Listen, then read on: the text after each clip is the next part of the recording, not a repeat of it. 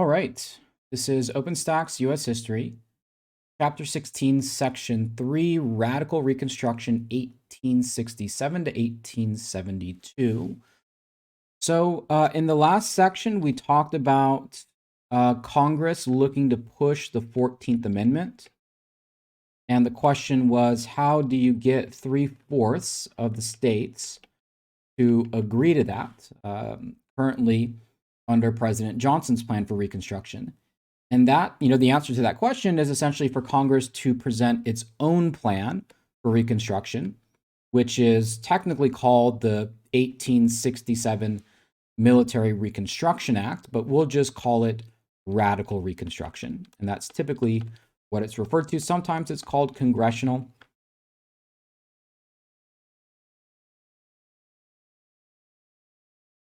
Reconstruction. Not going to fit. Okay.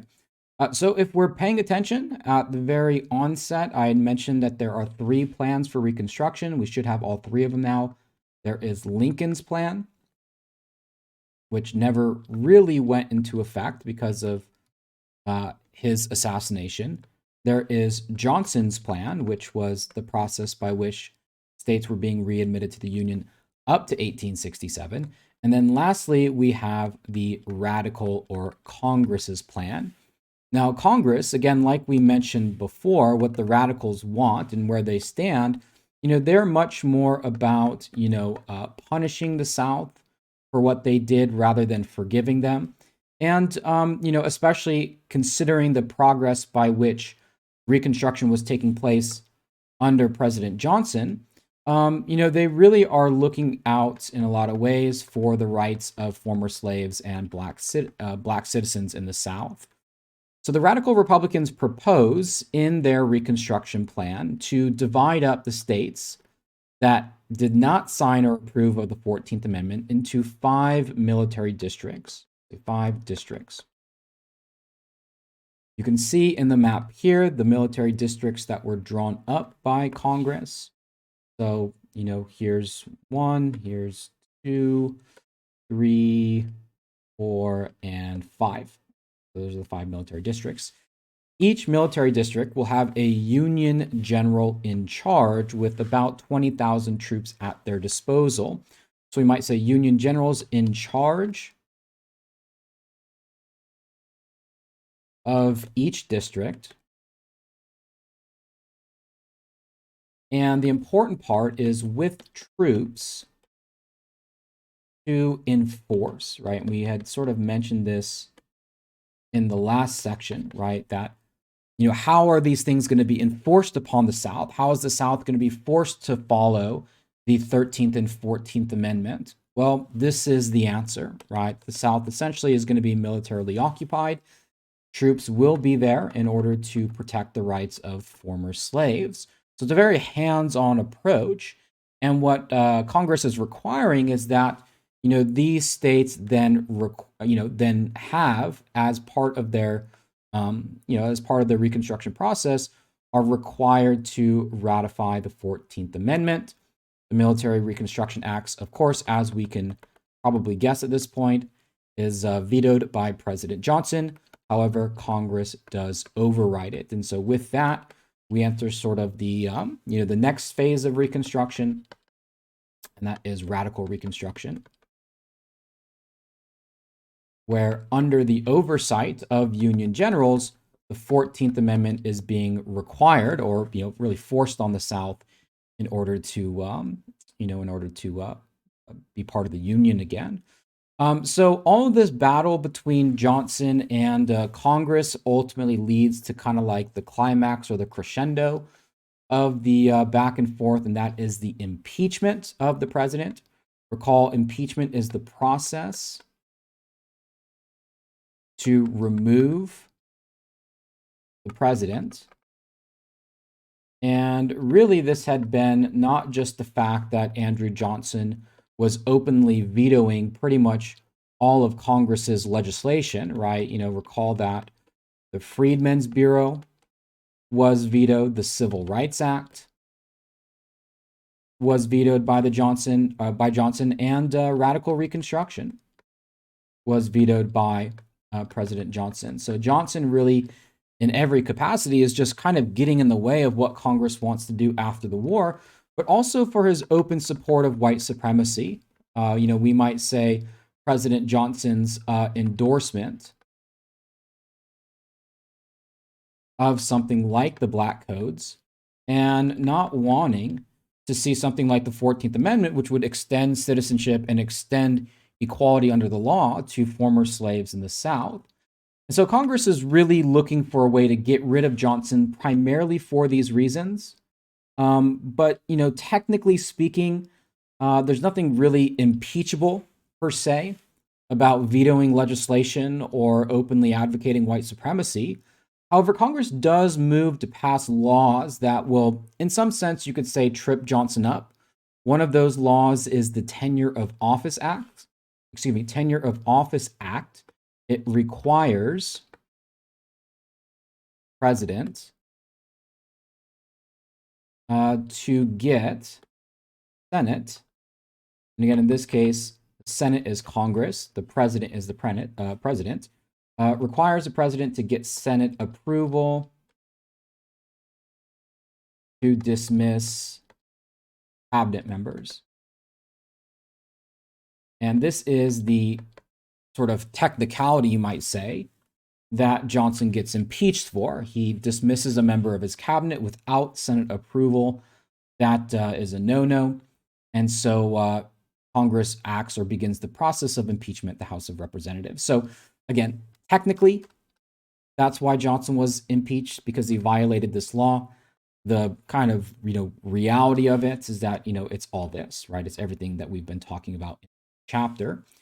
When it came to the process of impeachment, impeachment kind of works as a two-layer process. One is that impeachment is brought up, and then the second one is whether or not the president gets removed from office. So Johnson was impeached. They did hold a vote, but he was one vote short of being removed from office. So Johnson,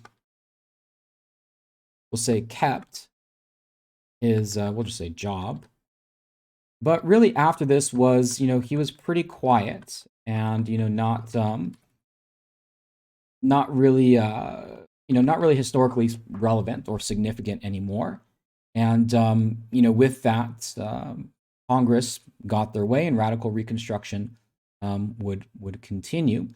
Now, Congress wanted to add one more ingredient to this, the 13th Amendment. So maybe this is a good time to talk about our three Reconstruction amendments.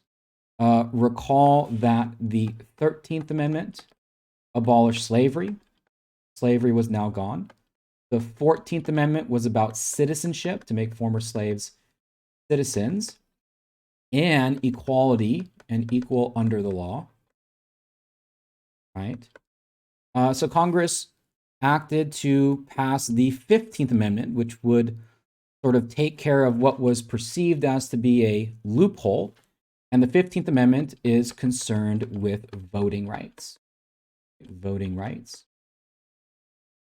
By that time, Andrew Johnson was out of office. Ulysses S. Grant was elected president. Again, Grant was a Republican, a Northerner. He was the general of Union forces during the Civil War, the highest ranking general, a war hero, very easily won this election. And on the side of the Republicans, he was certainly someone who wanted to see the process of radical Reconstruction continue. As an individual, probably inflicted more harm on the South or harm on the Confederacy during the Civil War than perhaps anybody else. However, in running for office, Republicans brought up, or did frequently bring up, the fact that the South was responsible for the Civil War.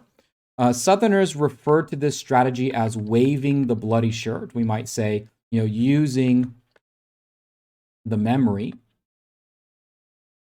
of the Civil War, specifically, Northerners saying, don't vote for the Democratic Party.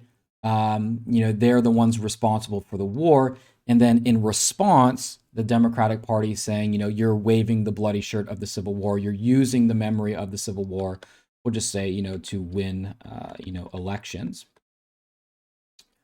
And with Grant winning the presidency and with, radical Republicans firmly in office, the 15th Amendment was passed. It allowed for universal manhood suffrage. Of course, we mean white and black men constitutionally had the right to vote. This image here is showing the celebration of the 15th Amendment. Now, the issue of universal manhood suffrage in the 15th Amendment also reignited the debate about women's suffrage, and in a lot of ways helped split, or not really, well, I guess helped split the civil rights movement. There were some like Elizabeth Cady Stanton and Susan B. Anthony who continued to advocate women's suffrage. In many ways, we could say that their opinions said, advocate women's suffrage as opposed to suffrage for former slaves. Again, suffrage just means the right to vote, opposed to suffrage for former slaves.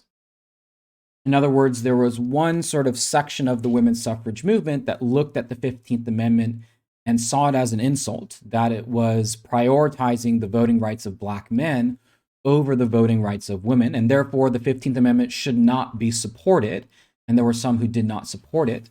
There were others like Frederick Douglass who looked at the 15th Amendment as kind of progress, black men getting the vote today, women getting the vote tomorrow, seen more as sort of a step. So Frederick Douglass, we might say, someone who supported the 15th, but also women's suffrage. So again, a split between, should black men get the right to vote before women, or should women come first? That is to say that the issue of women's suffrage continued after the period of Reconstruction. Organizations like the National Women's Suffrage Association, or NWSA, continued to, I guess we'll say, fight for women's voting rights.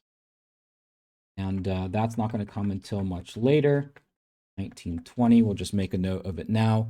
But in the meantime, the 15th Amendment only enfranchised all men. And of course, the targeted demographic there were black men. So what you had in the South then, between the years of 1865 and essentially, 1870, when the 15th Amendment takes place, is really a radical transformation. Really hard pressed to find something happens so fast, so quickly in such a short amount of time. 4 million people in the South who had been enslaved in 1865 were now free with the right to vote, with protection under the laws, or equal protection under the laws, and citizens of the United States. And maybe most importantly, during radical Reconstruction, had a force that was present in order to enforce those laws. And so, you saw for the very first time, really, especially in, the southern states, people, African Americans holding office. Blanche Bruce, Hiram Revels. These were two black men elected to the U.S. Senate. The U.S. Senate. And that's not to say, and that's not to, mention kind of all the other minor, much smaller political positions that were held. A lot of black people were elected as local sheriffs, mayors, state legislatures, in ways that really had never been experienced in the South before. Again, a radical transformation taking place in the South. This also required organization. Union leagues. Union leagues were, in some cases, we'll call them northern political bodies who became active in the South. And, due to the, the policies of radical Reconstruction, the fact that there are, practically, 1 million more votes coming in from the formerly enslaved population, much of these governments went Republican, especially in the years immediately following radical Reconstruction. And, this radical transformation, though, did receive a pretty significant backlash, especially in the South. There was much resentment, especially coming from those former Confederate states in the South, towards Reconstruction. Former Confederates labeled Reconstruction governments as Negro misrule. So we might say label used by, we'll say Confederate, or we'll say radical Reconstruction by Reconstruction opponents, and oftentimes accusations of corruption against those radical Reconstruction governments, where in some cases it did occur, but this was also part of the Gilded Age, which we'll talk about later. But in many cases, this time period in American history is the height of political corruption. And the point here is that this is, and again, make sure to make this point, this is the case both North and South. So political corruption was the norm of the day, but the corruption could be used as a motivation to resent these Reconstruction governments, which were dramatically different than before. And soon Democrats in the South began to demand a redemption, or that states be redeemed. To redeem a state is to really, in some ways, overturn Reconstruction. We got to recall that at the time, and this is important differentiation to make, at this time, specifically between, won't get too much into the long history here, but, the bottom line is that, specifically at this time, the Republican Party is the party of the North, and the Democratic Party is the party of the South in this particular moment. And to overturn Reconstruction means for Democrats to take back power. And sort of slowly but surely in the South, a lot of those governments that had previously been dominated by Republicans were soon being replaced by Democratic governments. This was a tactic that included, political, tactics, but also a lot of vigilante violence. The period of Reconstruction is an especially violent period in American history.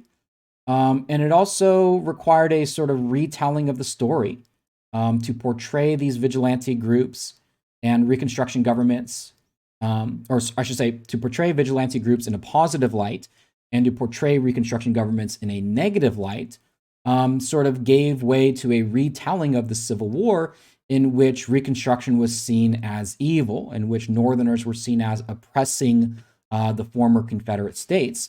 And this was captured in a film that was made in 1915 called A Birth of a Nation, or The Birth of a Nation, which portrays, right? So it's a very popular film a little bit later on, but it kind of goes into this retelling of, the history of the South. It portrays groups like the KKK, which we'll talk about next section, as heroes, and Reconstruction, we'll just say as, we'll just say as evil, right? Sort of that story was injected into, or that narrative, I should say, was injected into the American culture.